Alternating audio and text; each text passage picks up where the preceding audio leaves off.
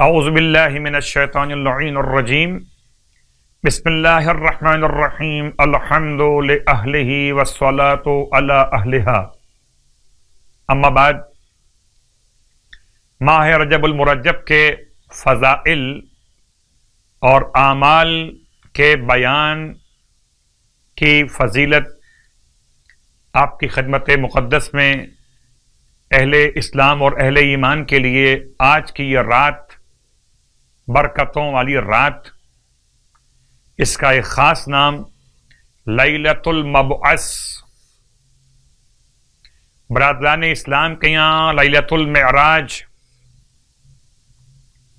اہل ایمان کے نزدیک لیلۃ المبعث، یعنی کہ جس کی صبح سرکار ختمی مرتبہ صلی اللہ علیہ وآلہ وسلم کو مبعوث برسالت کیا گیا۔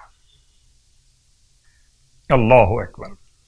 پہلی وحی اللہ کے حبیب پر رجب کی 27 تاریخ کو سورہ مبارکہ علق، اقرأ بسم ربک الذی خلق خلق الانسان من علق اقرأ وربک الاکرم الذی علم بالقلم علم الانسان ما لم یعلم، ابتدائی 5 آیتیں جبل نور، غار حرا، مکۃ المکرمہ، رجب کی 27 بعثت کا عنوان قرار پا رہی، اور اسی رات کو مخصوصی روزہ مولائے کائنات علی ابن ابی طالب علیہ الصلاۃ والسلام، اس مناسبت سے اس کا نام ہے لیلۃ الاحیاء،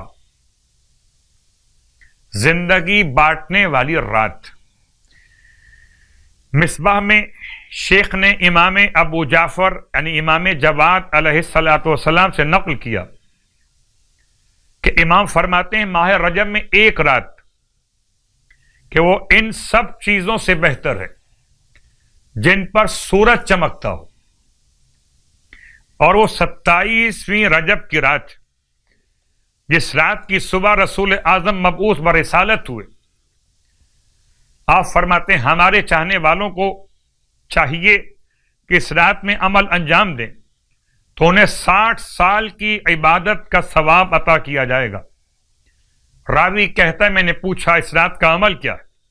آپ نے فرمایا نماز عشاء کے بعد سو جائے، پھر آدھی رات سے پہلے اٹھ کر 12 رکعت نماز پڑھے، 2 رکعت کر کے، اور ہر رکعت میں الحمد کے بعد قرآن کی آخری مفصل صورتوں میں سے، یعنی کہ سورہ محمد سے سورہ ناس تک کوئی بھی ایک سورہ ان میں سے پڑھ لے۔ نماز 12 رکعت اور کوئی بھی چھوٹی سورہ آپ تلاوت کر سکتے ہیں مفصل صورتوں میں سے، کہ جن کے نام سورہ محمد سے سورہ ناس تک۔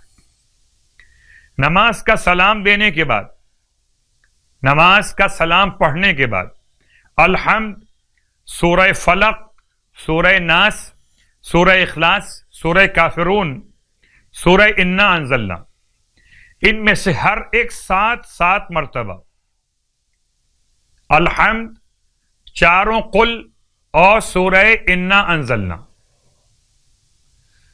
تو 4 اور 1 5 اور 1 6، الحمد، 4 قل، سورہ انا انزلنا اور آیت الکرسی، یہ 7 چیزیں 7 مرتبہ تلاوت کرنا، اور ان سب کو پڑھنے کے بعد یہ دعا الحمدللہ الذی لم یتخذ ولدا ولم یکن لہ شریک فی الملک وَلَمْ يَكُنْ لَهُ وَلِيٌّ مِّنَ الذُّلِّ وَكَبِّرْهُ تَكْبِيرًا اللہم انی اسألک بمعاقد عزک علی ارکان عرشک ومنتہى الرحمہ من کتابک وبسمک الاعظم الاعظم الاعظم وذکرک الاعلی الاعلی الاعلی وبکلماتک التامات ان تصلی علی محمد و آلہ وَأَن تَفْعَلْ بِي مَا أَنْتَ أَهْلُ، اس کے بعد جو دعا چاہے پڑھے. اور آج کی رات کا غسل بھی مستحب اور تمام تر برکتوں کے ساتھ آج کی رات میں اور نمازیں بھی بیان کی گئیں، جن میں سے ایک نماز کا بیان اور بھی.